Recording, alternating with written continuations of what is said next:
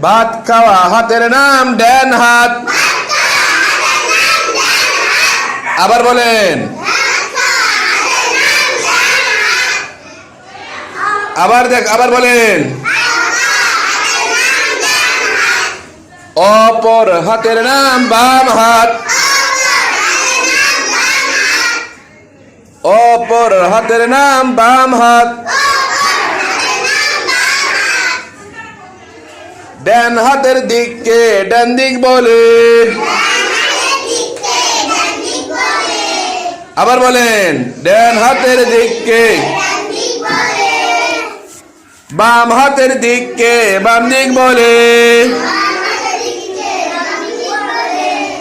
আবার বলেন, বাম হাতের দিককে।